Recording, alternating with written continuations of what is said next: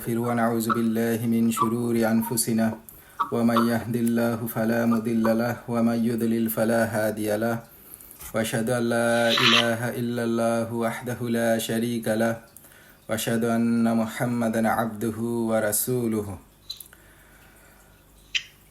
আলহামদুলিল্লাহ, আল্লাহ তাআলার অশেষ রহমতে আমরা তৃতীয় দিনের মতো সবাই একসাথে হতে পারছি। আল্লাহ তাআলা আমাদের আখিরা নিয়ে, মৃত্যু নিয়ে এবং আমাদের লাইফের আসল পারপাস নিয়ে আলোচনা করার তৌফিক দান করতেছেন। আলহামদুলিল্লাহ। তো আমরা ইনশাআল্লাহ কন্টিনিউ করি গত 2 দিন আমরা যেখানে আলোচনা করছিলাম তারপর থেকে। সো একবার নবী পাক সাল্লাল্লাহু আলাইহি ওয়াসাল্লাম মদিনার রাস্তায় একবার সাহাবাদের নিয়ে হাঁটতেছিলেন। তো এমন সময় তারা যখন বাজারের পাশ দিয়ে যাচ্ছিলেন তখন সবাই দেখতে পেলেন যে বাজারে সবার ব্যস্ততা, সবাই মানে বাইং সেলিং এগুলো নিয়ে, দুনিয়াবি কিভাবে অর্জন করা যায় এগুলো নিয়ে সবাই ব্যস্ত, যেটা নর্মালি বাজারের মধ্যে হয়। কিভাবে মুনাফা করা হবে, কিভাবে কে বেনিফিটেড হবে, এই জিনিসগুলো নিয়ে সবাই ব্যস্ত থাকে। সো নবী পাক সাল্লাল্লাহু আলাইহি ওয়াসাল্লাম তখন সাহাবাদেরকে একটা শিক্ষা দিতে চাইলেন। উনি রাস্তার পাশে একটা মৃত ভেড়া পড়েছিল, শিপ। তখন উনি ওটার কাছে গেলেন এবং বললেন যে কে এক দিরহামের বিনিময়ে আমার কাছ থেকে এই শিপটা কিনে নিবা। তখন সাহাবারা সবাই বলতে থাকলো, ইয়া রাসূলুল্লাহ, আমরা 1 দিরহামের বিনিময়ে এই মৃত ভেড়া নিয়ে কি করব, এটার কি কাজ? তো কেউ কিনবে না। তখন নবী পাক সাল্লাল্লাহু আলাইহি ওয়াসাল্লাম বললেন যে কে এটাকে ফ্রি বাড়িতে নিয়ে যাবা। তখন নবী পাক সবাই তারপরে বললো যে ইয়া রাসূলুল্লাহ, এটা দিয়ে আমাদের কি ফায়দা হবে, এটা তো কোনোই উপকারিতা নাই, এটা আমরা কেন বাড়িতে নিয়ে যাব? তখন রাসূলুল্লাহ সাল্লাল্লাহু আলাইহি ওয়াসাল্লাম বললেন যে এই দুনিয়াটা আল্লাহর কাছে এরকমই। তোমাদের কাছে যেরকম এই মৃত ভেড়ার কোনো মূল্য নাই, এই দুনিয়ারও আল্লাহর কাছে কোনো মূল্য নাই। সো আল্লাহ এবং এইভাবেই আল্লাহ দুনিয়াকে দেখেন। এবং আরও কিছু হাদিসে আসছে যে এই দুনিয়াটা আল্লাহর কাছে একটা মশার বা একটা ফ্লাইয়ের একটা পাখার সমানও মূল্য আল্লাহর কাছে এটার নাই। তার মানে কত নগণ্য একটা জিনিস। অথচ আল্লাহ যেটাকে এত নগণ্য করে সৃষ্টি করছেন, যেটার ভ্যালু এত কম, সেটা আমাদের দৃষ্টিকোণ থেকে সেটা কীরকম, আমরা কিভাবে দুনিয়াকে দেখতেছি, আমরা কিভাবে দুনিয়া নিয়ে পড়ে আছি। সো আমাদের আসলে মানে আখিরাত নিয়ে আমাদের ধারণা, আমাদের চিন্তা, আমরা যদি চিন্তা করি যে আমাদের লাইফে আমরা কি করি, কিভাবে আমাদের সকাল থেকে সন্ধ্যা পর্যন্ত কিভাবে চলে, কিভাবে আমাদের সপ্তাহের রুটিন কাজ করে, কিভাবে আমাদের বছরের পরিকল্পনা কাজ করে, কিভাবে আমাদের লাইফের পরিকল্পনা কাজ করে, আমরা চিন্তা করি যে কিভাবে আমি ভালো রেজাল্ট করব, ভালো আর্ন করব, ভালো বিজনেস করতে পারবো, কিভাবে আমি একটা ভালো চাকরি পাবো, কিভাবে আমি একটা বাড়ি করব, কিভাবে একটা গাড়ি করব, এগুলোই হচ্ছে আমাদের লাইফের প্ল্যান। অথচ এই দুনিয়াকে সাজানোর জন্যই আমাদের সব প্ল্যানগুলো কাজ করতেছে, এবং এই দুনিয়ার এই সব কাজগুলোই আমাদেরকে ডিস্ট্রাক্ট করে রাখছে আমাদের আসল লাইফের যে পারপাস, আমরা যে জন্য দুনিয়ায় আসছি এবং দুনিয়ার এই কর্মের বিনিময়ে আমরা যে আলটিমেট ডেস্টিনেশনের দিকে আগায় যাচ্ছি, সেইটার পিছনে আমাদের কোনো সময় নাই, সেইটার পিছনে আমাদের কোনো কর্মকাণ্ড নাই, আমাদের কোনো পরিকল্পনা নাই। আমরা আমরা আমরা আমরা বিশ্বাস করি যে আল্লাহ তাআলা আমাদেরকে যে কুরআন দিয়েছেন, আমাদেরকে যেভাবে চলতে বলছেন, এটাই হচ্ছে আমাদের আলটিমেট, আমাদেরকে ফলো করতে হবে। কিন্তু আমরা যদি আরেকভাবে চিন্তা করি, সেটার জন্য আমরা কি স্যাক্রিফাইস করতেছি। খুবই ছোট ছোট যদি আমরা এক্সাম্পল দিই, যে আলটিমেটলি কুরআন, যেটাকে আল্লাহ তাআলা বিশ্ব মানবতার জন্য কিয়ামত পর্যন্ত মানুষের জন্য একটা পথ নিদর্শক হিসেবে আমাদের কাছে প্রেরণ করছেন। এটা হচ্ছে best of the books. Even আমরা অন্য বইয়ের সাথে কম্পেয়ারও করতে পারি না, বিকজ এটা হচ্ছে আল্লাহর বাণী। আল্লাহ এই হুকুমগুলো আল্লাহর, এই কথাগুলো আল্লাহর। অথচ আমরা এই কুরআন নিয়ে কতটুকু গবেষণা করি, কুরআনের পিছনে কতটুকু সময় দেই। যতটুকুও দেই ততটুকু হচ্ছে আমরা শুধু তিলাওয়াত করি, মাঝে মাঝে আমরা তিলাওয়াত করি, রমজান আসলে আমরা তিলাওয়াত করি। কিন্তু কুরআনের পারপাস কি? কুরআন কি তিলাওয়াত করার জন্য আমাদের কাছে নাজিল করা হয়েছে? হ্যাঁ, আউট অফ আল্লাহর মার্সি কুরআন তিলাওয়াত করলেও প্রত্যেকটা হরফের জন্য আমরা তিলাওয়াতের জন্য নেকি পাবো। এটা আউট অফ মার্সি, এটা যে গুরুত্ব, এটা যে এত মর্যাদা, এটার বিনিময়ে শুধু না বুঝে তিলাওয়াত করলেও আল্লাহ তাআলা আমাদেরকে নেকি দিচ্ছেন। কিন্তু কুরআন তো আল্লাহ তাআলা তিলাওয়াত করার জন্য আমাদের কাছে পাঠান নাই। কুরআন আল্লাহ তাআলা বুঝে পড়ার জন্য এবং সেটাকে ইমপ্লিমেন্ট করার জন্য আমাদের কাছে পাঠাইছেন। কিন্তু আমরা আলটিমেটলি এই কুরআনকে বুঝার জন্য কি করছি, কুরআনকে কতটুকু বাস্তবায়ন করতেছি এটা তো পরে, আমরা তো কুরআনের কাছেই যাচ্ছি না। তারপরে আমরা ইসলাম প্রচারের জন্য কতটুকু কাজ করছি। ইসলাম প্রচার বলতে বোঝাচ্ছি নিজের জীবনে সেটাকে ইমপ্লিমেন্ট করা, ইসলামের বিধানগুলোকে নিজের মধ্যে নিয়ে আসা, এটার গুরুত্ব অনুধাবন করা এবং সেই হিসেবে নিজেকে চালানো এবং সেই হিসেবে নিজের ফ্যামিলি এবং সমাজকে চালানো। এই জন্য আমরা কতটুকু কাজ করতেছি, আমরা কতটুকু ইসলামের জ্ঞান অর্জনের চেষ্টা করতেছি। অথচ আমরা ব্যাচেলর করে ফেলতেছি, মাস্টার্স পিএইচডি করে ফেলতেছি, দুনিয়ার কত বড় জ্ঞান অর্জন করে ফেলতেছি। অথচ যেই জ্ঞানটা আমাকে আখিরাতে অনন্তকালের জীবনের জন্য আমার পাথেয় হয়ে থাকবে, সেইটার জন্য আমি কতটুকু স্যাক্রিফাইস করছি, কতটুকু সময় দিছি। আমি যদি চিন্তা করি, আমার যদি 5 বছর বয়স থেকে শুরু করে আমি 22, 23, 25, 30 বছর পর্যন্ত আমি কন্টিনিউয়াস আমার লাইফের ফুল টাইম স্টুডেন্ট, আমাদের স্ট্যাটাস হচ্ছে ফুল টাইম স্টুডেন্ট, যতক্ষণ না অ্যাটলিস্ট ব্যাচেলার করে বের হয়েছে 22 বছর, তার মানে জীবনের 16-17টা বছর জ্ঞান হওয়ার পর থেকে আমার ফুল টাইম স্টুডেন্ট আমি।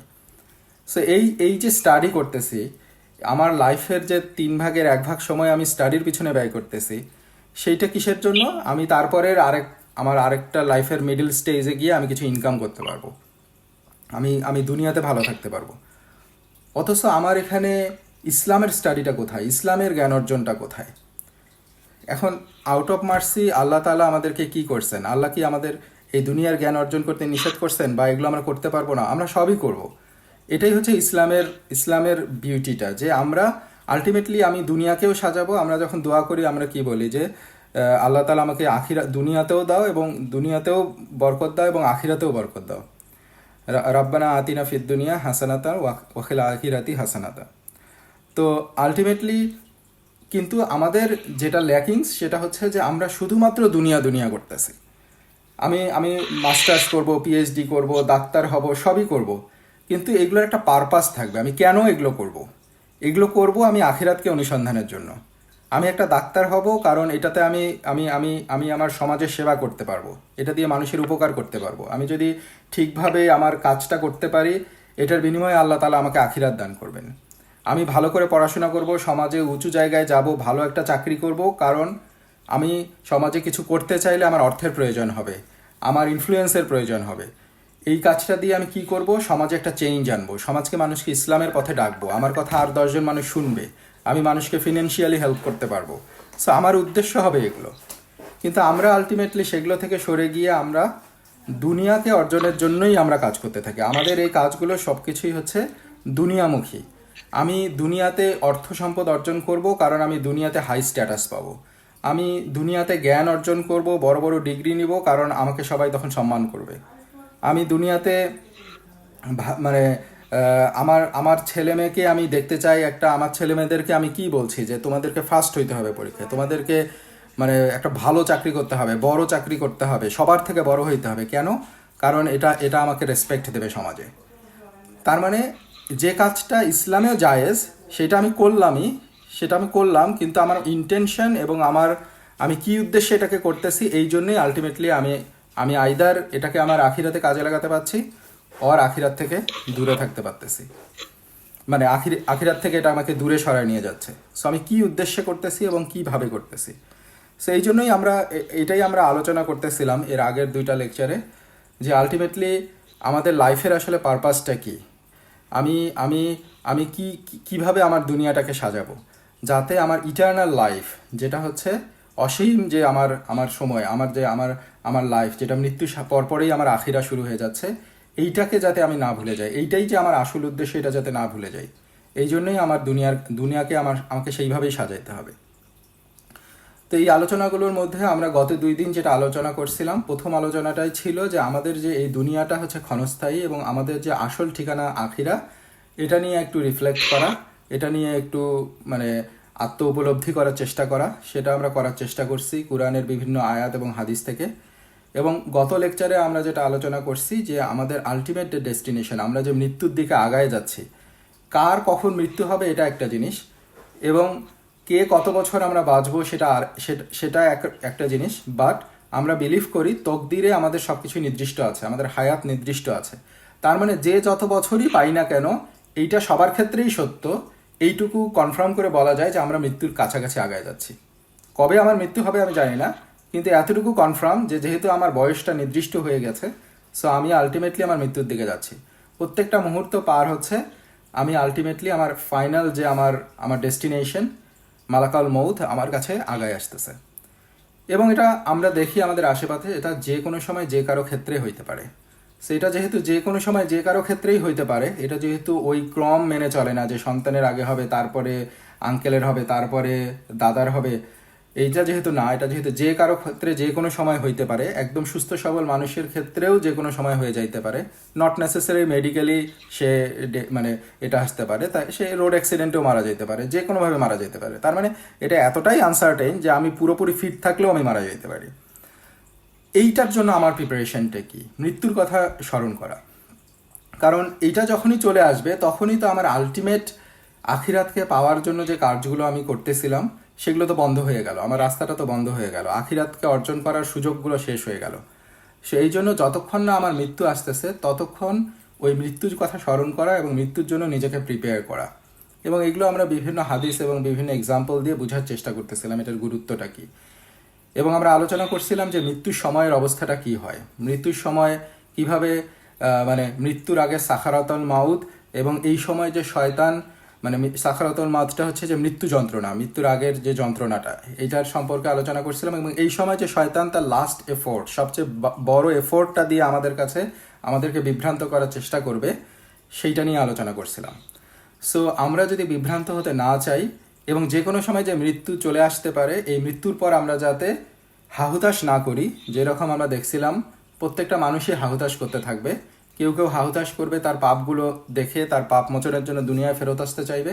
আর যারা ডিসবিলিভার কাফের, তারা দুনিয়ায় ফেরত আসতে চাইবে মুসলিম হওয়ার জন্য, তা আল্লাহর কাছে আর্জি জানাবে। অথচ আল্লাহ বলবে যে না, কখনো এটা হইতে পারে না, কারণ তোমাদের জন্য একটা ব্যারিয়ার দিয়ে দেওয়া হয়েছে। মৃত্যুর পরে বারজাখির জীবন, এটা একটা ব্যারিয়ার কিয়ামতের এবং দুনিয়ার জীবনের সাথে। সো আমরা আর ফিরে আসতে পারবো না।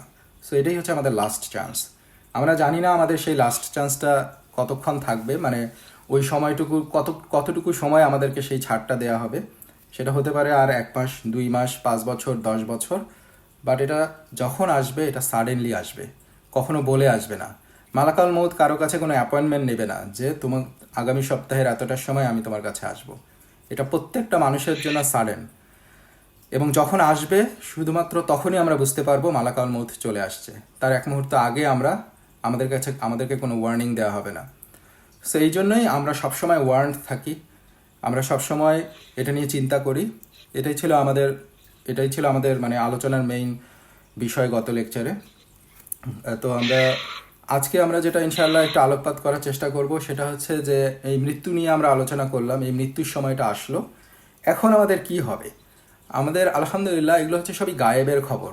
এগুলো নবী পাক সাল্লাল্লাহু আলাইহি সাল্লামের মাধ্যমে আল্লাহ তাআলা আউট অফ হিজ মার্সি আমাদের কাছে জানাই দিয়েছেন। আমরা কখনো এগুলো জানতাম না, এই গায়েবের খবরগুলো। আমরা যতই চিন্তা করি না কেন, এই গায়েবের খবর যতক্ষণ না ওহির মাধ্যমে আমাদের কাছে আসতেছে আমরা জানতে পারতাম না।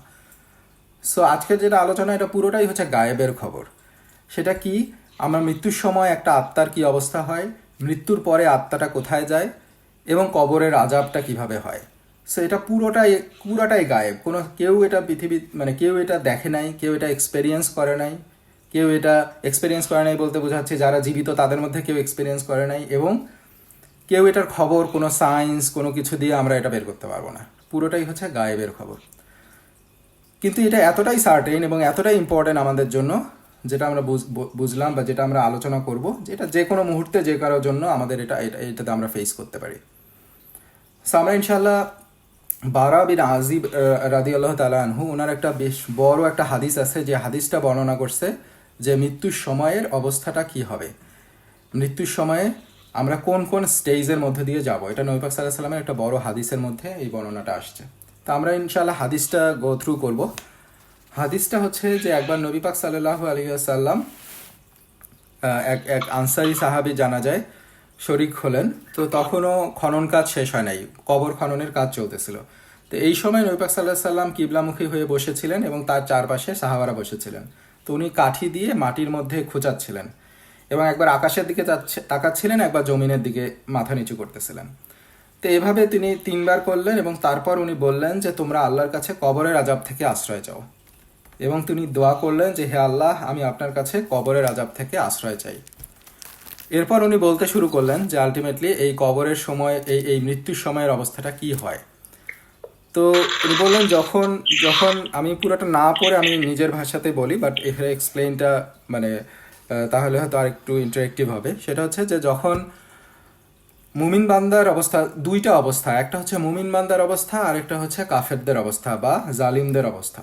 সো যখন মুমিন বান্দার কাছে মৃত্যুর সময়টা আসে তখন আকাশ থেকে একদল ফেরেস্তা নাজিল হয়। সো এই ফেরেস্তারা আসে দুই পাশে বসে পড়ে, এই এই এই মুমিন বান্দার দুই পাশে সারি ভেড়ে যতদূর চোখ যায় ফেরেস্তারা বসে পড়ে। এবং এই ফেরেস্তারা আসে জান্নাত থেকে। তারা উজ্জ্বল চেহারা বিশিষ্ট, তাদের গা থেকে সুন্দর গন্ধ আসতে থাকে। তো তারা এসে চারদিকে বসে পড়ে। আমরা একটু চিন্তা করার চেষ্টা করি যে এটা যেহেতু যে কোনো সময় আমরা এটা ফেস করতে পারি, যে কোনো সময় আমরা এটা দেখতে পারি। সো আমাদের মৃত্যুর সময়ও এটা হবে। প্রত্যেকটা মানুষের মৃত্যুর সময়ে আইদার এই জান্নাতের ফেরেস্তারা আসবে অথবা জাহান্নাম থেকে ফেরেস্তারা আসবে। সো মুমিন বান্দার ক্ষেত্রে এই জান্নাতের ফেরেস্তারা আসলো এবং এরপরে মালাকাউল মাউত আসবে এবং মালাকাল মৌত উপস্থিত হবে এবং তার মাথার পাশে বসবে এবং বসে বলতে থাকবে যে হে পবিত্র আত্মা, তুমি আপন প্রভুর ক্ষমা ও সন্তুষ্টির দিকে বের হয়ে আসো। এবং এইটা যখন তাকে বলা হবে তখন সেই আত্মাটা খুব সহজেই তার রূহটা দেহ থেকে বের হয়ে আসবে। নবী সাল্লাল্লাহু আলাইহি ওয়াসাল্লাম এক্সাম্পল দিয়েছেন যে যেভাবে কলসির মুখ থেকে পানি বের হয়ে আসে, কলসি থেকে পানি ঢাললে যেরকম খুব ইজিলি বের হয়ে আসে সেইভাবে বের হয়ে আসবে। এবং যখনই রুহটা বের হয়ে আসবে এই রুহটাকে জান্নাতের পোশাক পরায় দেওয়া হবে এবং জান্নাতের সুঘ্রাণে তাকে সুশোভিত করা হবে এবং তার থেকে এমন গন্ধ বের হতে থাকবে যে তার থেকে উত্তম আর কোনো গন্ধ হইতে পারে না। এরপর তাকে নিয়ে ফেরেস্তারা আকাশের দিকে রওনা হয়ে যাবে। সো ফেরেস্তারা যখন তাকে আকাশের দিকে রওনা হয়ে যেতে থাকবে তখন অন্যান্য যে ফেরেস্তারা আছে যারা আকাশে বিভিন্ন জায়গায় যারা দায়িত্বরত আছে তারা জিজ্ঞাসা করবে যে এই পবিত্র আত্মাটা কার, যে এত সুন্দর গন্ধ বের হচ্ছে, এই পবিত্র আত্মা কার। তখন তাকে ওই যারা ফেরেস্তারা যাকে বহন করে নিয়ে যাবে তারা বলতে থাকবে যে অমুকের পুত্র অমুকের, পিতার নাম উল্লেখ করা হবে এবং তার নাম উল্লেখ করা হবে যে অমুকের পুত্র অমুকের আত্মা। এবং তারা একসময় প্রথম আসমানে পৌঁছায় যাবে। প্রথম আসমানে যাওয়ার পরে তার জন্য ওখানে গেট বন্ধ, কারণ প্রত্যেকটা আসমানের পাহারাদার এবং তারা সেখানে পাহারা দিচ্ছে। সো প্রথম আসমানে যখন যাবে তখন ফেরেস্তারা তখন তাকে জিজ্ঞাসা করবে যে এটা কে। তখন ফেরেস্তারা যখন বলবে এটা অমুকের পুত্র অমুকের এবং এটা হচ্ছে পবিত্র আত্মা, তখন তার জন্য প্রথম আসমান খুলে দেওয়া হবে। সো এইভাবে প্রথম আসমান থেকে সে দ্বিতীয় আসমানে যাবে। সো এইভাবে এক এক করে সে 7টা আসমান পার হয়ে আল্লাহ তাআলার কাছাকাছি পৌঁছে যাবে। এবং ওই বান্দাটা এটা হচ্ছে তার কাছে তাকে রিপোর্ট করা হবে আল্লাহর কাছে নিয়ে যেয়ে এই পবিত্র আত্মাটাকে। এবং আল্লাহ তাআলা তখন তার উপর সন্তুষ্টির ঘোষণা দেবেন এবং বলবেন যে তার নাম ইল্লিয়ানের খাতায়, ইল্লিয়ানে তালিকাবদ্ধ করে দাও। সো ইল্লিয়ানটা হচ্ছে যেখানে পবিত্র আত্মারা থাকবে। সেটার আরও এক্সপ্লেনেশন হচ্ছে যেটা আমরা মোস্ট লাইকলি সূরা মুতাফফিফিনে আছে যে ইল্লিইনটা কি, সিজ্জিনটা কি। সো এটা হচ্ছে একটা রেকর্ড যেখানে ইল্লিইনটা হচ্ছে যারা পবিত্র আত্মা যারা, তাদের নাম এবং তাদের সবকিছু এখানে লিপিবদ্ধ করা হবে। আরও এক্সপ্লেনেশনে আসছে যে ইল্লিয়ানে থাকবে, এই আত্মাগুলো থাকবে। সো এটা হচ্ছে যে সর্বোচ্চ স্থান, সপ্তম আসমানের উপরের স্থান হচ্ছে এই ইল্লিয়ান। সো এখানে তাদেরকে লিপিবদ্ধ করা হবে এবং আল্লাহ বলবেন যে এদেরকে আবার জমিনে পাঠায় দাও, এই আত্মাটাকে আবার জমিনে নিয়ে যাও। তো তাকে, কারণ আমি মাটি থেকে তাদেরকে সৃষ্টি করছি এবং এখান থেকেই আবার পুনরায় জীবিত করব। সো সেই আত্মাটাকে নিয়ে ফেরেস্তারা রওনা হয়ে যাবেন এবং আবার পৃথিবীতে তার কবরে যে দুনিয়ায় আছে সেইখানে তারা আত্মাটাকে ফিরাই দিবেন। সো এটা হচ্ছে যে মুমিন তার রুহের অবস্থাটা হচ্ছে এরকম হবে। অপোজিটলি আমরা যদি দেখি যে জালিম বা কাফের যে বান্দাগুলো থাকবে তাদের ক্ষেত্রে কি হবে। সো যখন একটা কাফের বান্দার ক্ষেত্রে এই মৃত্যুর সময়টা উপস্থিত হয় তখন আলটিমেটলি ওই একইভাবে ফেরেস্তারা তার কাছে নাজিল হয়। কিন্তু এই ফেরেস্তারা হচ্ছে কালো বর্ণের একদল ফেরেস্তা এবং দুর্গন্ধযুক্ত কাপড় পরে থাকবে এবং তারা অনেক কঠোর এবং কঠিন আকৃতির হবে। তাদেরকে দেখলেই এই বান্দা বুঝে যাবে যে সামথিং ইজ রং। হ্যাঁ, মানে এই কঠিন ভয়াবহ অবস্থাটা তাদের দেখলেই তার অন্তরে চলে আসবে।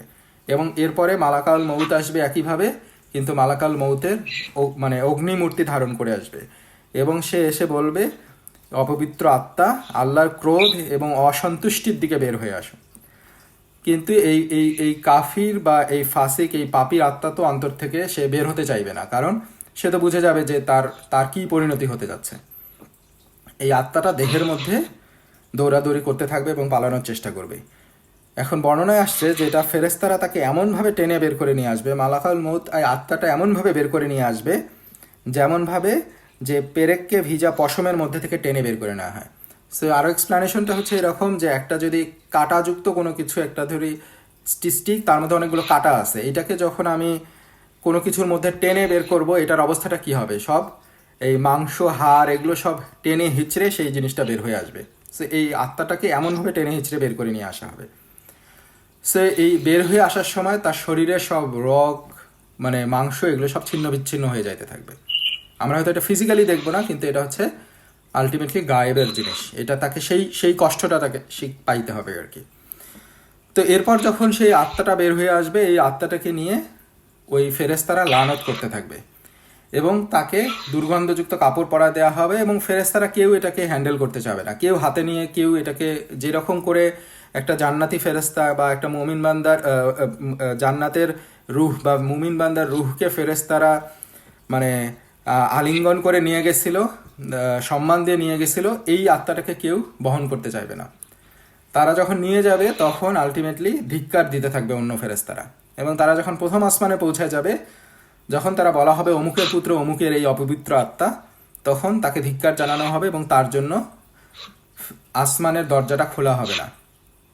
এবং নবী পাক সাল্লাল্লাহু আলাইহি সাল্লাম তখন সূরা আরাফের একটা আয়াত উনি উল্লেখ করেন যে তাদের জন্য আকাশের দরজাসমূহ খোলা হবে না এবং তারা জান্নাতে প্রবেশ করতে পারবে না যে পর্যন্ত না সূচের ছিদ্র দিয়ে উট প্রবেশ করে।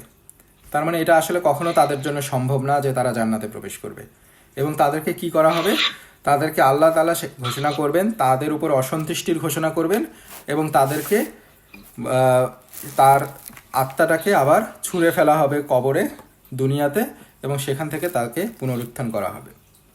সো এই হচ্ছে আমাদের ইমিডিয়েট অবস্থা। যখন সাকারাতুল মউত শুরু হয়ে গেল, আমাদের মালাকাল মউত চলে আসলো এবং আমাদের আত্মাকে রুহ থেকে, দেহ থেকে বের করে নিয়ে আসা হলো। এটা হচ্ছে প্রত্যেকটা মানুষের ইমিডিয়েট অবস্থা। মৃত্যুর পরপরই তার কী অবস্থা হচ্ছে।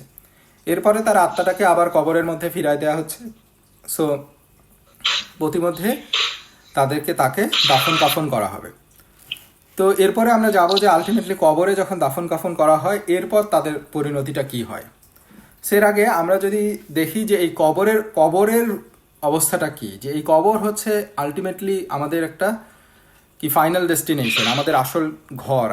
আমরা যত বড়ই বাড়িতে, আমরা পৃথিবীতে যত বড়ই বিল্ডিং বানাই না কেন, যত বড়ই সুউচ্চ প্রাসাদ করি না কেন, যত বড়ই সিকিউরড মানে ইয়েতে থাকি না কেন, আলটিমেটলি আমাদেরকে এন্ড অফ দ্য ডে আমরা যখন মৃত্যুবরণ করব, আমাদেরকে একটা ছোট্ট একটা অংশের মধ্যে কবর খুঁড়ে সেখানে রেখে দেওয়া হবে। প্রত্যেকটা মানুষকেই একইভাবে কবরের মধ্যে যেতে হবে, এবং সেই কবরের মধ্যেই আলটিমেটলি আমার কোনো সিকিউরিটি গার্ড, আমার কোনো ধন সম্পদ, আমার কোনো কিছুই সেখানে আমাকে কোনো সাহায্য করতে পারবে না।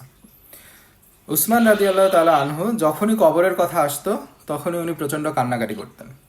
তো তাকে জিজ্ঞাসা করা হয়েছিল যে আপনি জান্নাত জাহান্নামের কথা বলা হলেও বা স্মরণে আসলেও আপনি এতটা কান্নাকাটি করেন না, কিন্তু কবরের কথা চিন্তায় আসলে বা কবরের কথা আসলে আপনি এত কান্নাকাটি কেন করেন?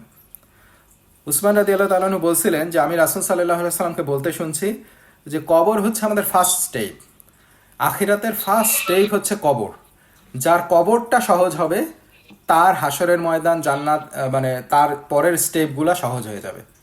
কিন্তু যার কবরটা কঠিন হয়ে যাবে, কবরের মধ্যে যে মানে ভয়ঙ্কর অবস্থার সম্মুখীন হবে, তারপরে সবখানেই সে ঢুকতে থাকবে, সবখানেই সে সমস্যার সম্মুখীন হবে। সেই জন্যই কবর যেহেতু আলটিমেটলি প্রথম ইমপ্রেশন, প্রথমেই আমরা বুঝে যাব যে এখানে আমাদের কি অবস্থাটা হবে। কবরের ফিতনা আমরা প্রথম ফেস করতেছি আখিরাতের পরে, মৃত্যুর পরে। সো এই জন্য কবরের কথা আসলে উনি কান্নাকাটি করতেন। কিন্তু এটাই হচ্ছে আমাদের মানে প্রিটি সুন, মানে যে কোনো সময়ই আমাদের এই কবরের জীবনটা শুরু হয়ে যাবে। রাসূল সাল্লাল্লাহু আলাইহি ওয়াসাল্লাম বলছেন যে কবর, দ্য গ্রেভ স্কুইজেস, মানে এই কবরটা হচ্ছে মানে স্কুইজ, এটা বাংলা কীরকম হতে পারে, মানে এটা আলটিমেটলি কবর মানুষকে চেপে ধরবে। স্কুইজের আরেক রকম বাংলা হতে পারে যে আলটিমেটলি আমরা যখন কাপড় ধোয়ার পরে আমরা যে কাপড় শুকানোর আগে যে কাপড়টা চাপি, স্কুইজ করি, মানে চেপে পানিটা বের করি, এরকম স্কুইজ মানে চেপে ধরবে চারদিক থেকে। এই কবরটাও সেরকম প্রত্যেকটা মানুষকে চেপে ধরে। নবী পাক সাল্লাল্লাহু আলাইহি ওয়াসাল্লামের একটা হাদিস আছে যে একবার সাদ ইবনে মুআজ রাদিয়াল্লাহু তাআলা আনহু, সো উনি যখন মারা যান, ওনার জানাজায় গিয়ে কবরস্থ করার পর নবী পাক সাল্লাল্লাহু আলাইহি ওয়াসাল্লামের চেহারা একবার ভীত হয়ে গেছে, কিন্তু পরক্ষণে আবার তার চেহারা স্বাভাবিক হয়ে গেছে। তো তাকে যখন জিজ্ঞাসা করা হয়েছিল যে কেন এটা হলো, তখন উনি বলছিলেন যে কবরটা সাদ রাদিয়াল্লাহু তাআলা আনহুকে চেপে ধরছে, কিন্তু সাদ রাদিয়াল্লাহু তাআলা আনহুর মর্যাদা এবং তার কর্মের জন্য কবরটা তাকে চেপে ধরে রাখতে পারে নাই, তাকে আবার রিলিজ করে দিছে। এই জন্য আলটিমেটলি নবী পাক সাল্লাল্লাহু আলাইহি ওয়াসাল্লাম স্বস্তি পাইছেন। কিন্তু এখানে যদি আমরা আরেক ইয়েটা দেখি যে সাদ রাদিয়াল্লাহু তাআলা আনহু, তাকেও কবর চেপে ধরছে। অথচ সাদ রাদিয়াল্লাহু তাআলা আনহু কে ছিলেন? উনি ছিলেন আনসারদের লিডার। নবী পাক সাল্লাল্লাহু আলাইহি সাল্লামকে উনি আতিথেয়তা করছেন। অর্থাৎ মদিনায় যখন হিজরত করে মুসলিমরা গেছে, যখন মুজাহিদদের এক একজন আনসার তার নিজের গেস্ট করে নিছেন, নবী পাক সাল্লাল্লাহু আলাইহি সাল্লামকে গেস্ট করে নিছেন সাদ ইবনে মুআজ রাদিয়াল্লাহু তাআলা আনহু। সাদ ইবনে মুআজ রাদিয়াল্লাহু তাআলা আনহু সারাটা জীবন নবী পাক সাল্লাল্লাহু আলাইহি সাল্লামকে প্রোটেক্ট করছেন, মুসলিমদেরকে প্রোটেক্ট করছেন। ইভেন ওনার মর্যাদা এত বেশি ছিল যে উনি মারা যাবার পরে 70,000 ফেরেশতা তার জানাজায় নাজিল হয়েছিলেন। এবং এই হচ্ছে একমাত্র সাহাবা যে সাহাবা মারা যাওয়ার পরে আল্লাহর আরশ কেঁপে উঠছিল। এগুলো হচ্ছে নবী পাক সাল্লাল্লাহু আলাইহি সাল্লাম বর্ণনা করছেন আমাদের কাছে। সো এই হচ্ছেন সাদ ইবনে মুআজ রাদিয়াল্লাহু তাআলা আনহু, অথচ তার মৃত্যুর পরেও কবর তাকে চেপে ধরছে। তাহলে সেখানে আমাদের অবস্থাটা কি হবে? নবী পাক সাল্লাল্লাহু আলাইহি সাল্লাম বলছেন একটা বাচ্চা ছেলে, ছোট বাচ্চা, সে মারা যাওয়ার পরেও সে পাপ নাই, সে নাবালক, অথচ কবর তাকেও চেপে ধরছে। মানে কবর, এটা হচ্ছে কবরের বৈশিষ্ট্য। যখন কবরে কেউ যাবে, তাকে কবরস্থ করা হবে, কবর তাকে চেপে ধরবে। এখন আমাদের আমল কতটুকু, আমরা কতটুকু কবরে নিয়ে যেতে পারছি, এটাই ডিসাইড করবে কবর আমাকে কিভাবে চাপ দেবে এবং কতটুকু চেপে ধরে রাখবে, নাকি আমার এক পাশের হাড় আরেক পাশে নিয়ে যাবে চাপ দিয়ে। ফিতনাত হল কবরের ফিতনা। সো কবরের ফিতনাটা এটা হচ্ছে যে কবরের পরীক্ষা। কবরে কি পরীক্ষা? আলটিমেটলি আমাদের যে পরীক্ষা, আলটিমেট পরীক্ষা যেটা হচ্ছে আমাদের ফাইনাল পরীক্ষা, সেইটা হচ্ছে আমাদের কবরে হবে। এবং আমরা জানি যে সেই কবরের পরীক্ষাটা হচ্ছে আমাদেরকে 3টা বা 4টা কোশ্চেন করা হবে। সো আমাদেরকে যখন আমাদের রুহটা যখন দুনিয়াতে ফিরায় দেওয়া হলো, আমাদেরকে যখন আমাদের রিলেটিভরা, আমাদের বন্ধুবান্ধবরা আমাদেরকে যখন কবরস্থ করে চলে গেল, হাদিসে আসছে যখন শেষ পায়ের আওয়াজটা পাওয়া যাবে, 40 কদম দূরে তারা চলে যাবে, তখন 2 জন ফেরেশতা কবরে আসবেন। সেই ফেরেশতারা হবে, তারা কঠোর প্রকৃতির। কঠোর বলতে তারা খুবই ক্ষিপ্র বা খুবই মানে ব্যাড লুকিং তা না, মানে তারা স্ট্রং, তারা হচ্ছে পরীক্ষক, তারা এক্সামিনার। তারা আসবে এবং তারা আমাদের কাছে 3টা কোশ্চেন জানতে চাইবে, এবং যারা এই 3টা কোশ্চেনের ভালো আনসার দিতে পারবে তাদেরকে আরেকটা কোশ্চেন করা হবে। সো এটাই হচ্ছে আমাদের টেস্ট। সো সেই কোশ্চেনগুলো কি? সেই কোশ্চেনগুলো হচ্ছে মা রব্বুকা ওয়ামা দিনুকা ওয়ামান নাবিয়ুকা। তোমার রবকে, তোমার দিন কি, এবং তোমার নবীকে। সো এই পরীক্ষাটা হচ্ছে কোশ্চেন আমাদেরকে দিয়ে দেওয়া হয়েছে, কোশ্চেন গিভেন, এবং এটার আনসারও আমরা সবাই জানি। কিন্তু আলটিমেটলি সেই আনসারগুলো আমাদেরকে হেল্প করতে পারবে কিনা, এটাই হচ্ছে দেখার ব্যাপার। এবং যাদেরকে আল্লাহ তাআলা হেল্প করবেন, যাদেরকে আল্লাহ তাআলা তৌফিক দেবেন, তারাই শুধু এই কোশ্চেনগুলোর আনসার দিতে পারবে। এবং আল্লাহ তাদেরকেই তৌফিক দেবেন যারা আলটিমেটলি আল্লাহর নির্দেশিত পথে চলবে। সো আমরা যদি দেখি বিলিভারদের অবস্থাটা কি হবে, যারা বিশ্বাসী তাদের অবস্থা কি হবে, তারা তখন আনসার করবে যে তোমার রব কে? আমার রব আল্লাহ। তোমার দিন কি? আমার দিন হচ্ছে ইসলাম। তোমার প্রফেট কে? তোমার নবী কে? তখন তারা বলবে যে আমার প্রফেট হচ্ছে মুহাম্মদ সাল্লাল্লাহু আলাইহি ওয়াসাল্লাম। এবং তখন তাদেরকে আরো হাদিসে আসছে যে তাদেরকে তখন জিজ্ঞাসা করা হবে তোমার এই জ্ঞানের উৎসটা কি, তুমি কোত্থেকে এগুলো জানলা? তখন তারা বলবেন আমি কুরআন স্টাডি করছি, কুরআন থেকে এগুলো জানছি। আল্লাহ তাআলা আমাদেরকে যে পথ নিদর্শক পাঠাইছে সেটা আমি স্টাডি করছি, আমি আলেমদের কাছে গেছি, আলেমদের কাছ থেকে নসিহা নিছি, এই এই এই জিনিসগুলো আল্লাহ তাআলা আমাকে যেটা জানাই দিয়েছেন সেটা জানছি এবং সেই মোতাবেক আমি এগুলো পালন করছি। এটাই হচ্ছে আমার জ্ঞানের উৎস, কুরআন হচ্ছে আমার জ্ঞানের উৎস। তখন আল্লাহ তাআলা ঘোষণা করবেন সাত আসমানের উপর থেকে, আল্লাহর আরশ থেকে, যে আমার বান্দা সত্য বলছে। সো এরপরে আমরা যদি অপোজিটলি দেখি, কাফেরদের অবস্থাটা কি হবে? পুরোপুরি এটার অপোজিট। কাফেরদেরকে যখন জিজ্ঞাসা করা হবে তোমার রবকে, তখন তারা বলবে যে আমার রব, মানে আমি তো জানি না আমার রবকে। তাদেরকে যখন বলা হবে যে তোমার প্রফেটকে, তারা একইভাবে আনসার করবেন যে সেটাও জানি না। আমি হয়তো অনেক সময় শুনতাম এই প্রফেট, তার কথা শুনতাম, বা তাকে যখন জিজ্ঞাসা করা হবে তোমার নবীকে দেখানো হবে, তখন তারা বলবে যে আমি তো তাকে ঠিকমতো চিনি না, তার কথা শুনতাম, এই লোকজন বলতো, আমাদের মসজিদের ইমাম বলতো, তাদেরকে তো আমি মোল্লা বলে হাসি ঠাট্টা করছি, তাদের কথার তো আমি কোনো গুরুত্ব দেই নাই, কিন্তু মনে হচ্ছে তার কথা তারা বলতো, তার কথা আমি বিভিন্ন সময় শুনতাম, কিন্তু তাকে তো আমি গুরুত্ব দেই নাই, তার কথা শুনি নাই, সো আমি জানি না সে কে। আমার নবীকে তারা ঠিকমতো আনসার দিতে পারবে না। এবং যখন তারা ঠিকমতো আনসার দিতে পারবে না, তখন সেই ফেরেশতারা রাগান্বিত হয়ে যাবে এবং তাকে হ্যামার দিয়ে তাকে বাড়ি মারা হবে। তাকে এত জোরে বাড়ি মারা হবে, যেটা বর্ণনায় আসছে, তারা মাটির সাথে মিশে যাবে, ডাস্টে পরিণত হয়ে যাবে, ধূলিসাৎ হয়ে যাবে তারা। এবং আল্লাহ তাআলা ঘোষণা করবেন যে আমার এই বান্দা মিথ্যা কথা বলছে, হচ্ছে লায়ার। সো কারণটা হচ্ছে আল্লাহ তাআলা আমাদেরকে সুযোগ দিছেন, আমাদেরকে জানাইছেন যে আমাদের রবকে, আমাদের দিন কি হবে, আমরা কি আমাদের মন মতো চলবো, আমরা কি অন্য কোনো রিলিজন ফলো করব, নাকি ইসলাম হচ্ছে আমাদের দিন। এটা আল্লাহ তাআলা আমাদের কাছে ক্লিয়ারলি জানাই দিচ্ছেন। আমাদের কাছে মেসেঞ্জার পাঠাইছেন যে আমাদেরকে সব কিছু হাতে হাতে ধরে দেখাই দিচ্ছেন, গায়েবের খবরগুলো জানাই দিচ্ছেন, জান্নাত জাহান্নাম সম্পর্কে জানাই দিচ্ছেন, আল্লাহকে ক্লিয়ারলি আমাদের কাছে চিনাই দিচ্ছেন। এবং তার ওয়ারিশরা, আলেমরা আমাদের কাছে প্রতিনিয়ত নসিহা করতেছেন। সো আমরা যদি তারপরেও বলি আমি জানি না আমার রবকে, আমার দিন কি, আমার নবীকে, আমি কোত্থেকে এই জ্ঞান পাইলাম, আমি কোনো জ্ঞানের আমার উৎস নাই, আল্লাহ বলবেন এ হচ্ছে মিথ্যুক, এবং আমরা আসলেই মিথ্যুক। নবী পাক সাল্লাল্লাহু আলাইহি সাল্লাম বলছেন this is the last test. কবরের এই টেস্টটাই হচ্ছে একটা একটা মানুষের লাস্ট টেস্ট, এটা হচ্ছে ফাইনাল পরীক্ষা। এই পরীক্ষার পর আমাদের আর কোনো পরীক্ষা নেই। এই পরীক্ষার পর আমাদের জাস্ট পাওনা, আমরা কি পাইলাম, এরপর সেটার ফয়সালা। আসমা বিনতে আবি বকর রাদিয়াল্লাহু তাআলা আনহা, ওনার একটা বুখারী শরীফের একটা হাদিসে আসছে, নবী পাক সাল্লাল্লাহু আলাইহি সাল্লাম একবার মসজিদের মিম্বরে দাঁড়ায় খুতবা দিচ্ছিলেন। হঠাৎ করে উনি তখন বর্ণনা করতে শুরু করছেন কবরের ফিতনা সম্পর্কে, কবরের যে এই কঠিন অবস্থা হবে, কবরের যে পরীক্ষার সম্মুখীন হবে মানুষ, এগুলো সম্পর্কে আলোচনা করতেছিলেন।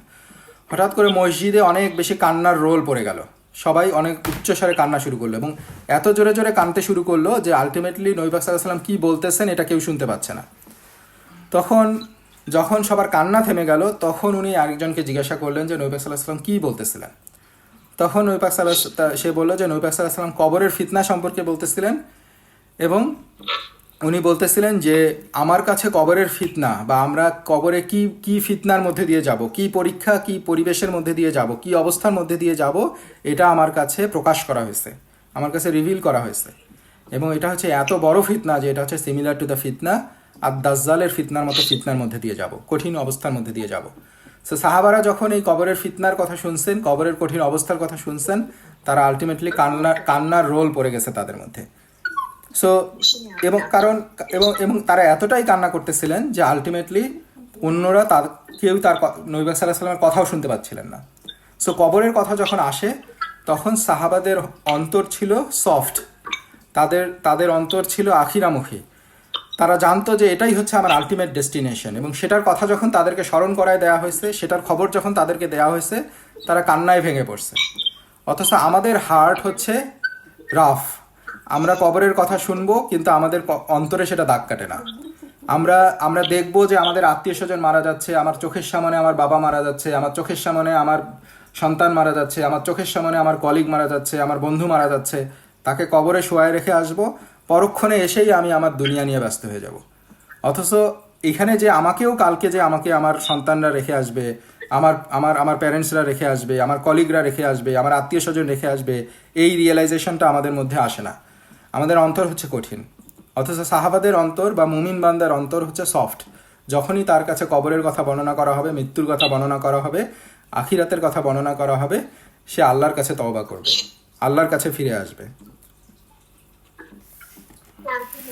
তো যখন যখন বিলিভারদেরকে যখন কোশ্চেন করা হলো, এই যে 3টা কোশ্চেন বা 4টা কোশ্চেন যখন তারা আনসার দিল, তখন আল্লাহ তালা, আমরা যেটা বললাম যে আল্লাহ তালা ঘোষণা করবেন আন সাদাকা আব্দি, আমার সার্ভেন্ট সত্যি কথা বলছে, তো তাকে এখন কি করো, তাকে জান্নাতের পোশাক পরায় দাও। আল্লাহ তালা ঘোষণা করবেন 7 আসমানের উপর থেকে, আল্লাহ তালা ঘোষণা করবেন যে আমার বান্দা সত্য কথা বলছে, তাকে জান্নাতের পোশাক পরায় দাও। জান্নাতে মানে তার তার তার তার গ্রেভটা, তার কবরটা জান্নাতের টুকরা বানায় দাও, তাকে জান্নাতের পোশাক পরায় দাও এবং তার থেকে একটা জান্নাতের দরজা খুলে দাও। সো এই ঘোষণাটা আসবে, তখন ফেরেশতারা তার কবরটাকে একটা জান্নাতের টুকরা বানায় দিবে এবং সেটাতে আলটিমেটলি তাকে জান্নাতের পোশাক পরায় দেওয়া হবে এবং তার কবরের মধ্যে একটা উইন্ডো তৈরি করা হবে, যে উইন্ডো দিয়ে সে জান্নাতকে দেখতে পারবে। তাকে বলা হবে যে তোমার এই কিয়ামতের পরে তুমি এই জান্নাত, তোমার হচ্ছে এই জায়গাটা, এখানে তুমি যাবা। এবং এরপর তার কাছে একজন মানে এই জিনিসটা হচ্ছে যে আলটিমেটলি তাকে এই ফিলিংটা দেয়া যে মানে এই জান্নাতটাকে সে কিয়ামত পর্যন্ত দেখতে পারবে এবং সেটার জন্য সে ওয়েট করবে। এবং তাকে জাহান্নামও দেখানো হবে। জাহান্নাম দেখায় তাকে বলা হবে যে এই তুমি যদি এভাবে না চলতা তাহলে তোমাকে এখানে যেতে হতো, অথচ তুমি আল্লাহর পথে চলছো, আল্লাহ নির্দেশিত পথে চলছো, তার হুকুম মানছো এবং নবীকে ফলো করছো, এই জন্য তুমি এই জান্নাতে যাচ্ছ। সো সে তখন প্রশান্তি লাভ করবে এবং আল্লাহর কাছে আরজি জানাতে থাকবে, আল্লাহ তাড়াতাড়ি কিয়ামত সংঘটিত করো, কারণ যত তাড়াতাড়ি কিয়ামত হবে তত তাড়াতাড়ি সে জান্নাতে চলে যাবে, এই জন্য সে ওয়েট করতে যাবে না, আল্লাহর কাছে আরজি জানাতে থাকবে যে আল্লাহ তাড়াতাড়ি কিয়ামত সংঘটিত করো। এবং তার কাছে কিছুক্ষণ পরে তার কাছে একজন গুড লুকিং মানুষ আসবে। গুড লুকিং মানুষ মানে খুবই সুন্দর সুদর্শন একজন পার্সন আসবে। সো সে তাকে জিজ্ঞাসা করবে যে হে সুদর্শন মানুষ বা ছেলে, মানে সে হচ্ছে মানে তাকে জিজ্ঞাসা করবে যে তুমি কে, তুমি এখানে কি জন্য আসছো, কে তুমি? তখন সে বলবে যে আমি হচ্ছে তোমার গুড ডিডস, তোমার ভালো আমল, তুমি যে ভালো আমলগুলো করছো সেটা আমি একজন মানে মনুষ্য রূপে তোমার কাছে সঙ্গী হিসেবে আসছি এবং আমি কিয়ামত পর্যন্ত তোমার সাথে থাকবো, তোমাকে সঙ্গ দিব। সো আমরা অপর দিকে দেখি যে যারা ডিসবিলিভার, যারা পাপী, তাদের অবস্থাটা কি হবে। তখন তারা যখন কবরের আনসারগুলো, ফেরেশতাদের আনসার, মুনকার নাকিরের আনসারগুলো দিতে পারবে না, তখন তাদের কাছে ঘোষণা আসবে যে এই বান্দা মিথ্যা কথা বলছে, তাকে জান্নাতের অংশ বানায় দাও, তার এই জাহান্নামের অংশ বানায় দাও, তাকে জাহান্নামের পোশাক পরায় দাও এবং তার জন্য জাহান্নামের একটা দরজা খুলে দাও। সো আলটিমেটলি অপোজিটলি তাকে জাহান্নামের পোশাক পরানো হবে এবং তার জন্য জান্নাতের এবং তার জন্য জাহান্নামকে শো করা হবে এবং তাকে সেই সাথে সাথে জান্নাতের অংশও দেখানো হবে। বলা হবে তোমাকে এইটার জন্যই তৈরি করা হয়েছিল, কিন্তু তুমি আল্লাহর পথে চলো নাই, এই জন্য তোমাকে আজকে এখানে যেতে হবে। সে আল্লাহর কাছে ফরিয়াদ করতে থাকবে, আল্লাহ কখনোই যাতে কিয়ামত না হয়, কারণ যখনই কিয়ামত হবে তখনই তাকে সেই ভয়ঙ্কর জাহান্নামে প্রবেশ করতে হবে। তার কাছে একদম খুবই কুৎসিত, খুবই দুর্গন্ধময় একজন পার্সন আসবে এবং সে তার কাছ থেকে লুকায় থাকতে চাইবে। সে বলবে যে এই কুৎসিত মানে ব্যক্তি তুমি কে? তখন সে বলবে আমি তোমারই আমল, সো তুমি যে কাজগুলো করছো সেটাই আমি, এবং আমি তোমার কাছে কিয়ামত পর্যন্ত থাকবো। একজন তাবেইন উনি তার মানে তার স্টুডেন্টদেরকে, একজন স্টুডেন্টকে সে 30 বছর পড়াশোনা করাচ্ছে। পড়াশোনা করানোর পর জিজ্ঞাসা করছে যে তুমি যে আমার কাছে এতদিন ধরে পড়াশোনা করলে তুমি কি অর্জন করছো, তুমি কি শিখছো? তখন সেই স্টুডেন্ট বলছে যে আমি 8টা জিনিস শিখছি, তার মধ্যে একটা জিনিস হচ্ছে যেটা হচ্ছে কবর রিলেটেড। সে বলছে যে আমাদের দুনিয়াতে অনেক কিছু আছে, সবারই অনেক কিছু আছে, আমাদের লাভড ওয়ান্স আছে, আমাদের পছন্দের মানুষরা আছে, আমাদের শুভাকাঙ্ক্ষী আছে, আমাদের ফ্রেন্ডসরা আছে, আমাদের আত্মীয় স্বজন আছে, আমরা যেগুলো পছন্দ করি দুনিয়াতে সেগুলো আছে, আমাদের সম্পদ আছে, আমাদের স্ট্যাটাস আছে, সব কিছু আছে, এগুলো আমরা দুনিয়াতে পাইছি। কিন্তু আলটিমেটলি আস্তে আস্তে আমরা এগুলো সব কিছু ছেড়ে চলে যাব এবং আমরা যখন দুনিয়াতে চলে যাব, দুনিয়াতেও অনেক কিছু আমাদের সাথে যাবে, আমাদের কবরে যাব, তখন সব কিছুই আমরা ছেড়ে চলে যাব। একটা লেভেল পর্যন্ত সব কিছুই আমাদের সাথে যাবে। কবরেও যখন যাব, আত্মীয় স্বজনে একটা পর্যায় পর্যন্ত আমাদের সাথে কবর পর্যন্ত যাবে, কিন্তু সব কিছু ফিরে আসবে। মৃত্যুর সাথে সাথে আমি দুনিয়ার এই সমস্ত কিছু হারাবো, কবরে যখন আমাকে শায়িত করে আমার আত্মীয় স্বজন চলে আসবে তখন তাদেরকেও আমি হারাইলাম। শেষ বান্দা যখন চলে যাবে আমার কবরে শুধুমাত্র আমার আমলগুলো যাবে। সেটাই হচ্ছে আমার লার্নিং। এই জন্য আমি কি পছন্দ করি, দুনিয়ায় যে আমার এত কিছু আছে, পছন্দের এত কিছু আছে, আমি সব থেকে পছন্দ করি আমার আমল, আমার ভালো আমলগুলো। সো এই ভালো আমলগুলোকেই আমি শুধু আলটিমেটলি পছন্দ করি, কারণ এটাই আমার সঙ্গী, এটাই আমার কবরে সঙ্গ দিবে, এটাই আমাকে জাহান্নাম থেকে বাঁচাবে, এটাই আমাকে কবরের ফিতনা থেকে বাঁচাবে, এটাই আমাকে হাসরের ময়দানের কঠিন অবস্থা থেকে বাঁচাবে। এখন আমাদেরকেও এই রিফ্লেকশনটা আনতে হবে যে আমাদের এই ভালো আমলের ভারিত্ব কতটুকু। আমাদের দুনিয়ায় এত পছন্দের জিনিস, এর মধ্যে আমার ভালো আমলের মানে আমি যেটাকে পছন্দ করতেছি সেটার মধ্যে আমার ভালো আমলের অংশ কতটুকু।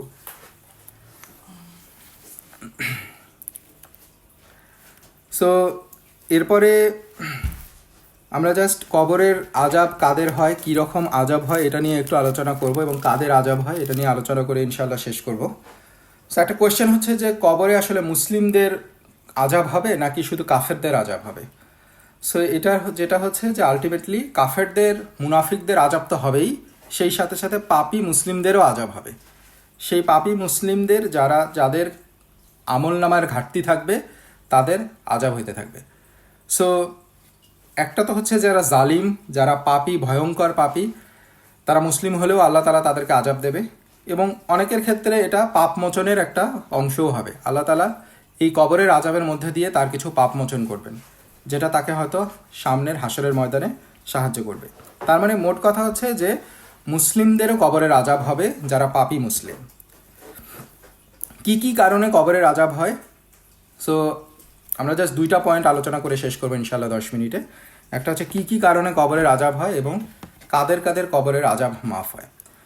এক কথায় বলতে গেলে আলটিমেটলি যারা পাপী থাকবে, ফাসে কি করবে, পাপ কাজ করবে, ডিসবিলিভার হবে, কাফের হবে, মুনাফিকি করবে, তাদের কবরের আজাব হবে। কিন্তু সেই সাথে সাথে নবী পাক সাল্লাল্লাহু আলাইহি সাল্লামের বিভিন্ন হাদিসের প্রেক্ষাপটে আমরা জানতে পারি স্পেসিফিক কিছু কিছু কিছু পাপের কথা, কিছু কিছু কর্মের কথা নবী পাক সাল্লাল্লাহু আলাইহি সাল্লাম উল্লেখ করছেন, যেগুলোর কারণে কবরের আজাব হচ্ছে। যেমন একটা হচ্ছে থেফট অ্যান্ড স্টিলিং, মানে চুরি করার জন্য কবরের আজাব হয়। সেটা কিভাবে আসছে যে নবী পাক সাল্লাল্লাহু আলাইহি ওয়াসাল্লামের একটা হাদিস মানে একটা ঘটনা এখানে বর্ণনা আসছে। একবার এক জিহাদের ময়দানে নবী পাক সাল্লাল্লাহু আলাইহি ওয়াসাল্লামের এক দাস, সে একটা তীর নিক্ষেপে সে মৃত্যুবরণ করছে। তখন সাহাবারা তখন বলতে শুরু করছেন যে সে তো জিহাদের ময়দানে তীর দ্বারা নিক্ষেপ করে সে মৃত্যুবরণ করছে, সে ইনশাআল্লাহ congratulations for him, he will go to জান্নাহ, সে জান্নাতে যাবে, সে শহীদ। তখন নবী পাক সাল্লাল্লাহু আলাইহি ওয়াসাল্লাম বলছে যে না, মানে আল্লাহর নামে শপথ করে উনি বলতেছেন যে না, কারণ সে খায়বারের একটা যুদ্ধে সে একটা কাপড় চুরি করছিল, একটা ক্লক, মানে ঘাড়ের উপরে যে বিছায় রুমাল টাইপের একটা ক্লক, চাদর, সেটা সে চুরি করছিল। সো এই যে চুরিটা সে করছিল, এই চুরির কারণে তাকে কবরের আজাবের সম্মুখীন হতে পারবে। আমরা জানি যে শহীদদের যে মর্যাদা, তাদের কবরের আজাব হবে না, তারা সরাসরি জান্নাতে চলে যাবে। কিন্তু এই সাহাবা, সে ওই ছোট একটা চুরির কারণে তাকে কবরের আজাবের সম্মুখীন হতে হবে।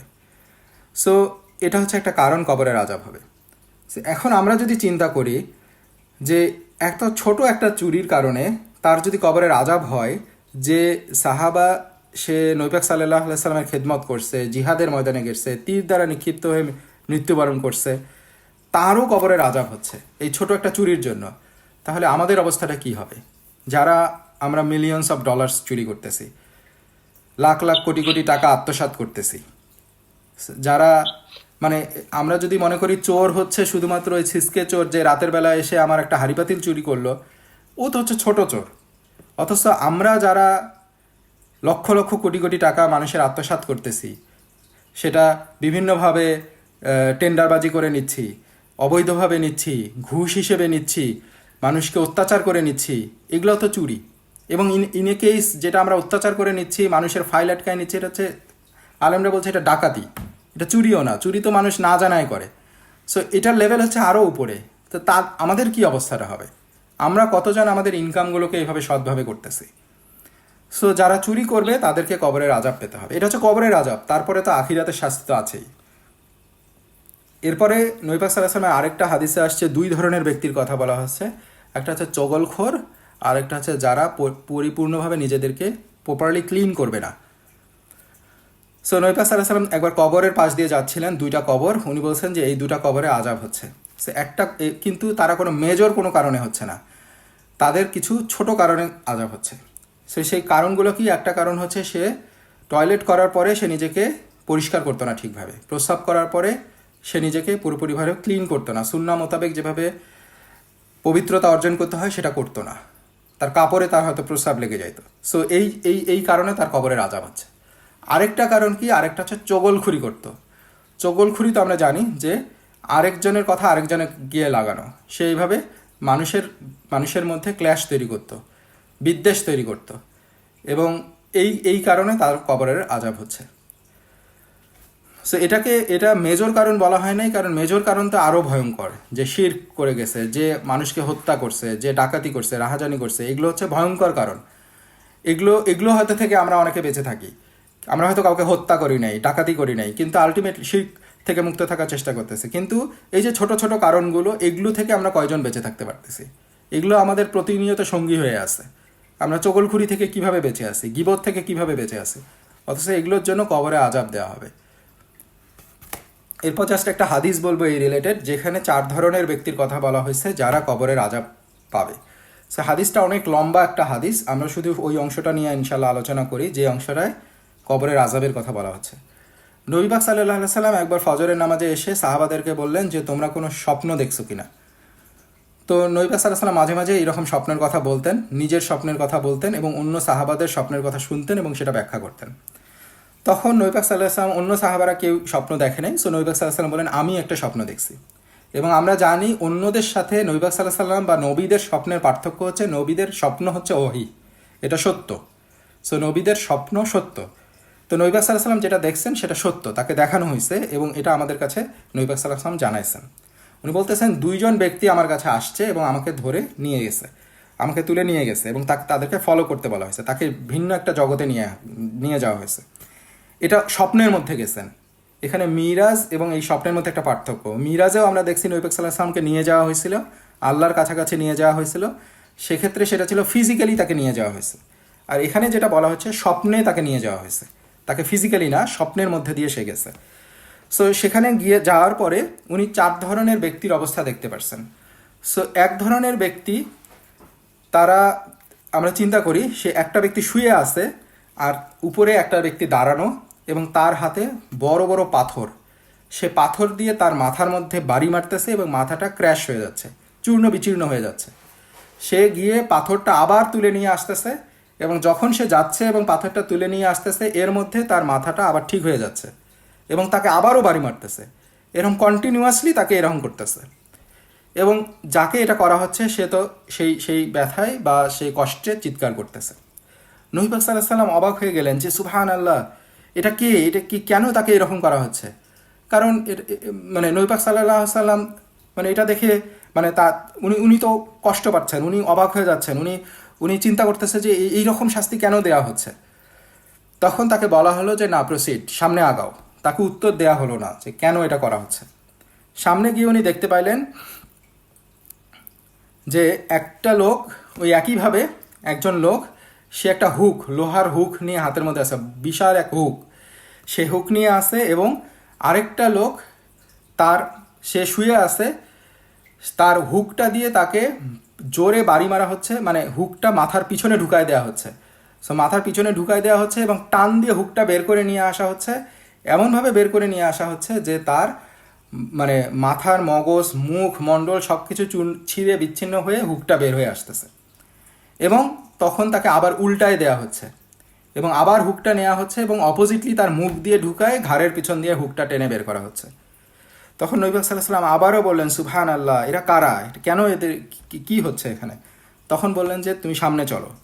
তখন নবী পাক সাল্লাল্লাহু আলাইহি সাল্লাম আরও সামনে গেলেন, উনি দেখতে পাইলেন যে একটা ওভেন মানে হচ্ছে ওই যে আমরা এক্সাম্পল দিতে পারি যে আমরা রেস্টুরেন্টে বা হোটেলে দেখি যে তন্দুরি বানানোর জন্য যে ওভেনগুলো থাকে, চুলাগুলো থাকে, মানে একটা গোড়গোড়া করা, ওর ভিতরের মধ্যে যে রুটিগুলো দিয়ে দেয়, মানে নিচের দিক থেকে উপরের দিকে এমনভাবে শেপটা, কোন আকৃতির শেপ, যেটা নিচ থেকে উপরে কিছু উঠতে পারবে না। সো ওই রকম আকৃতির একটা ওভেন, সেখানে কিছু নারী পুরুষ, তাদেরকে সেখানে আগুন দিয়ে জ্বালানো হচ্ছে। তারা আগুনের কষ্টে তারা উপরে উঠে আসার চেষ্টা করতেছে, কিন্তু যখন এটা তো ওভেন শেপ, কোন শেপ, তারা তো উপরে যখন উঠতে আসতে চেষ্টা করতেছে, তারা স্লাইড করে আবার পিছলাই গিয়ে ওই আগুনে পড়ে যাচ্ছে। সো তাদেরকে কন্টিনিউয়াসলি এভাবে শাস্তি দেওয়া হচ্ছে। সো এরপরে নবী পাক সাল্লাল্লাহু আলাইহি সাল্লাম আবারও জিজ্ঞাসা করলেন এরা কারা, তাকে জানানো হলো না, তাকে সামনের দিকে আগাতে বলা হলো। এরপর নবী পাক সাল্লাল্লাহু আলাইহি সাল্লাম দেখলেন একটা নদী, সেই রক্তের নদী, লাল কালারের একটা নদী, পানিগুলো লাল। সেখানে একটা লোক, সে সাঁতার কেটে কেটে সামনের দিকে আসতেছে এবং সে মুখ হা করতেছে, এবং পাশে দাঁড়ানো এক ব্যক্তি বড় বড় পাথর তাকে থ্রো করতেছে, সেটা গিয়ে তার মুখের মধ্যে পড়তেছে এবং সেটার জন্য সে ছিটকায় আবার নদীতে পড়ে যাচ্ছে। সে আবার ফিরে আসার চেষ্টা করতেছে, আবারও তাকে এরকম করে পাথর নিক্ষেপ করা হচ্ছে। কন্টিনিউয়াসলি এটা চলতেছে। এরপর নবী পাক সাল্লাল্লাহু আলাইহি সাল্লাম বললেন এরা কারা, তাকে বলা হলো তুমি সামনে চলো। এরপর আরও কিছু আছে এই হাদিসের, আরও বড় অংশ, আমরা সেটাতে না গেলাম। দুইটা পয়েন্ট আমরা এখানে বলতে পারি। এখানে নবী পাক সাল্লাল্লাহু আলাইহি সাল্লাম সামনে আগানোর পরে উনি দেখছেন যে একজন লম্বা একজন বৃদ্ধ লোক, তার আশেপাশে অনেক বাচ্চা ঘিরে আছে তাকে। এবং নবী পাক সাল্লাল্লাহু আলাইহি সাল্লাম তারপরে আরও সামনে আগানোর পরে উনি দেখতে পারছেন যে উপরের দিকে অনেক অনেক সুন্দর একটা মানে সুন্দর একটা বাসস্থান বা আর কি। তো যাই হোক, এরপর যখন ওনাকে তারপরে এটা বলা হচ্ছে যে এটা কি কি এখানে হয়েছে, তারপর হচ্ছে যে দুজন ব্যক্তি তাকে গাইড করে নিয়ে গেছেন, উনি একজন হচ্ছেন জিবরিল, আরেকজন হচ্ছেন মিকাইল আলাইহিস সালাম, দুইজন প্রসিদ্ধ ফেরেশতা।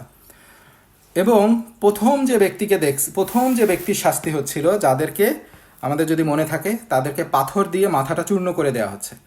সেই ব্যক্তিটা হচ্ছে, তাদের অপরাধটা কি ছিল?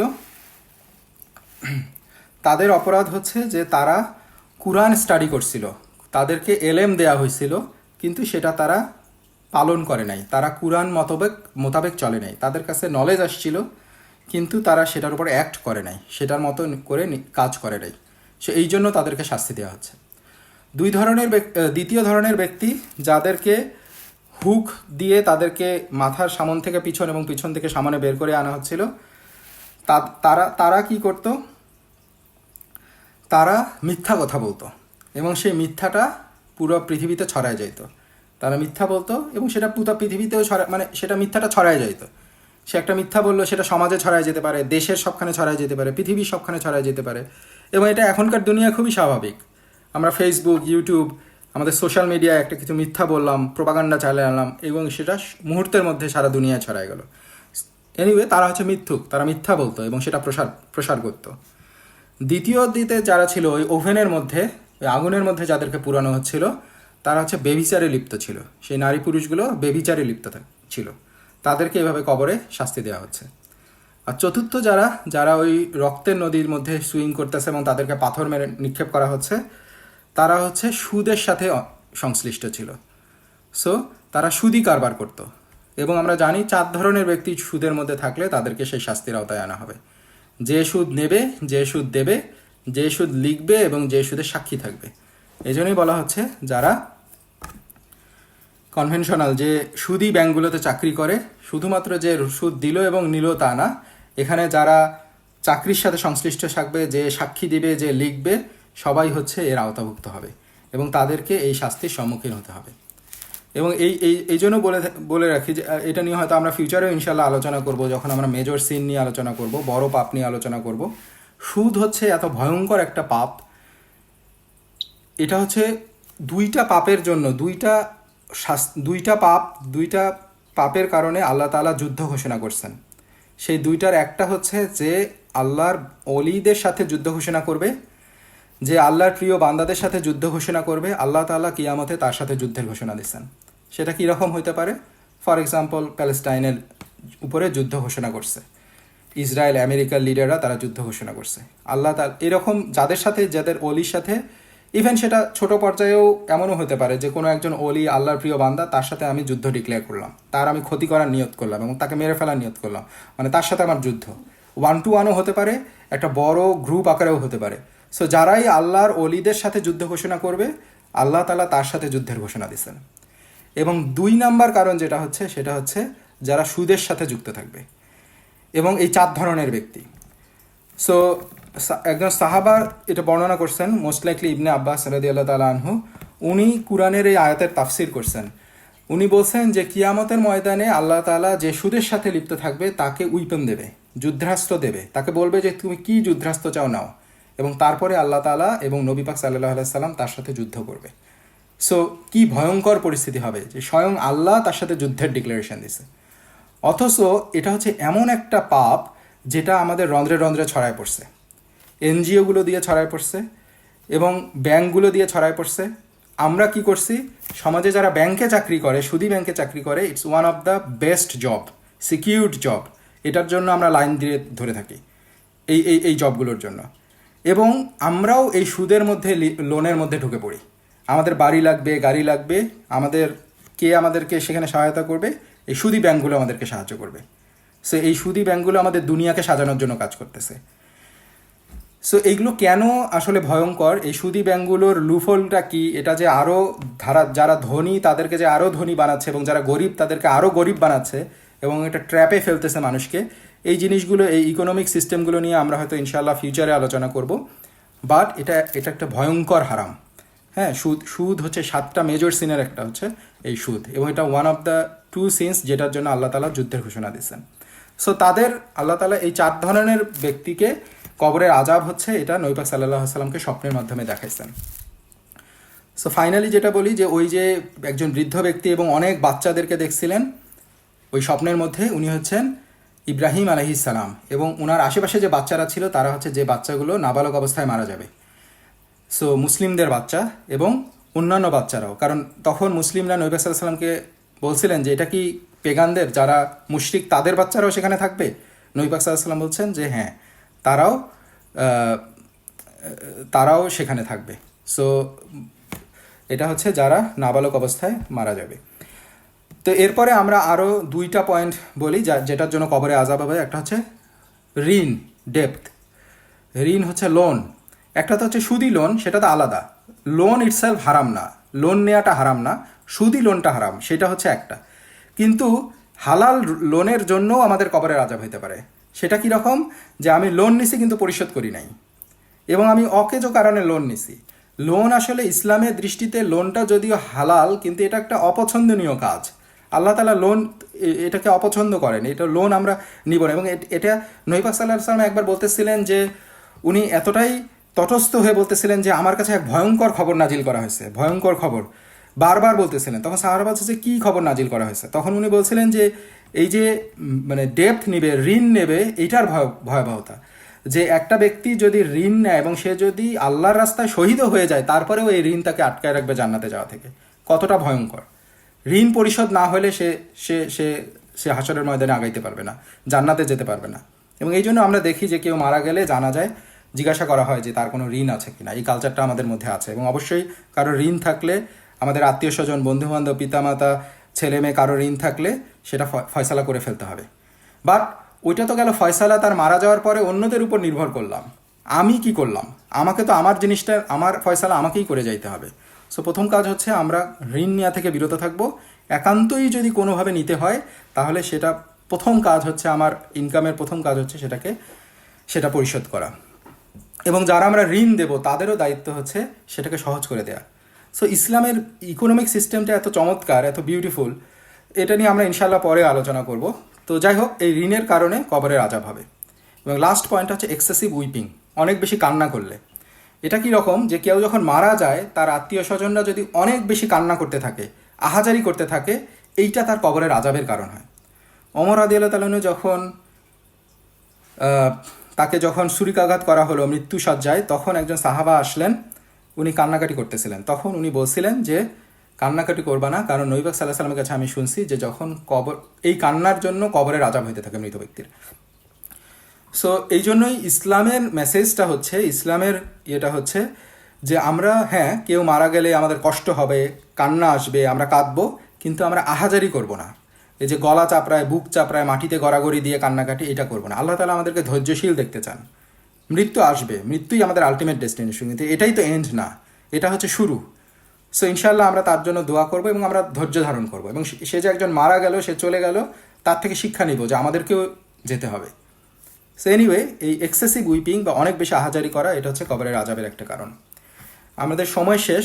আমরা জাস্ট 2-3 মিনিটে কবরের কি কি কারণে কবরের আজাব মাফ হইতে পারে এই ব্যাপারে নবী পাক সাল্লাল্লাহু আলাইহি ওয়াসাল্লাম আমাদের কিছু নসিহা দিয়েছেন, সেটা নিয়ে আমরা আলোচনা করে ইনশাল্লাহ 3 মিনিটে শেষ করব। একটা হচ্ছে গুড ডিডস, ভালো কাজ, ভালো আমল, এটাই আমাদেরকে সাহায্য করতে পারে। নবী পাক সাল্লাল্লাহু আলাইহি ওয়াসাল্লাম বলছেন যে যখন কবরে আমাদেরকে শায়িত করা হবে, কবরে আমাদেরকে আমাদের ভালো আমলগুলো আমাদেরকে সারাউন্ড করবে, আমাদেরকে চারদিক থেকে ঘিরে রাখবে। আমাদের সালাহ যেটা নামাজ আমাদেরকে আমাদের মাথার দিক থেকে এসে আমাদেরকে প্রোটেক্ট করবে। আমাদের রোজা এগুলো আমাদের ডান দিক থেকে এসে প্রোটেকশন দিবে। আমাদের জাকাহ বাম দিক থেকে এসে প্রোটেকশন দিবে। আমাদের যে অন্য ভালো আমলগুলো আছে এগুলো আমাদের পায়ের দিক থেকে এসে প্রোটেকশন দিবে। যখন কবর আমাদেরকে চেপে ধরতে চাবে, কবরের ভয়ঙ্কর আজাবগুলো যখন আমাদেরকে এসে শাস্তি দিতে চাইবে, যে পাশ থেকেই আসুক না কেন সেই আমলগুলো আমাদেরকে প্রোটেক্ট করবে। সো এই ভালো আমলের বিনিময়ে আমরা কবরের শাস্তি থেকে বেঁচে থাকতে পারি। আল্লাহর কাছ থেকে পানাহ চাইতে হবে, এবং এটা এই হাদিসটা আমরা গতদিনও আলোচনা করছিলাম। এই দোয়াটা এটা হচ্ছে সুন্নাহ, অনেকে বলছে এটা ওয়াজিব, এটা পড়তেই হবে। তো মোস্ট অথেন্টিক হচ্ছে এটা সুন্নাহ এবং খুবই হাইলি রিকমেন্ডেড। এটা হচ্ছে আমরা সালাম ফিরানোর আগে 4টা জিনিস থেকে আমরা আল্লাহর কাছে পানাহ চাবো। আল্লাহুম্মা ইন্নী আউযু বিকা মিন আযাবিল কবর ওয়া মিন আযাবি জাহান্নাম ওয়া মিন ফিতনাতিল মাহইয়া ওয়াল মামাত ওয়া মিন ফিতনাতি মাসিহিদ দাজ্জাল। আমি মনে হয় সিকোয়েন্সটা একটু উল্টাপাল্টা হয়েছে, বাট 4টা জিনিস, একটা হচ্ছে দাজ্জালের ফিতনা থেকে, আরেকটা হচ্ছে জাহান্নাম থেকে, আর 2টা হচ্ছে যেটা নিয়ে আমরা আলোচনা করতেছি এবং গতদিন করছি। একটা হচ্ছে জীবন এবং মৃত্যুর ফিতনা, মৃত্যুর সময় যে ভয়ঙ্কর অবস্থা, শয়তান যে আমাদেরকে এসে ইনফ্লুয়েন্স করার চেষ্টা করবে, মৃত্যুর ওই ভয়ঙ্কর অবস্থায়ও যাতে আমরা ঈমান নিয়ে মারা যেতে পারি, এইটা থেকে আমরা আল্লাহর কাছে পানাহ চাই। এবং আরেকটা হচ্ছে প্রথমে শুরুটাই হচ্ছে আল্লাহুম্মা ইন্নী আউযু বিকা মিন আযাবিল কবর, কবরের আযাব থেকে আল্লাহর কাছে পানাহ চাই। সো আমরা যখন দোয়া করবো আল্লাহর কাছে, এই দোয়ার বিনিময়ে এবং আমরা যখন আল্লাহর কাছে বারবার চাইতে থাকবো, প্রত্যেক নামাজে চাইতে থাকবো, সবসময় চাইতে থাকবো, এটার বিনিময়ে আল্লাহ তাআলা ইনশাআল্লাহ আমাদের কবরের আযাবকে হালকা করবেন, আমাদেরকে মাফ করবেন।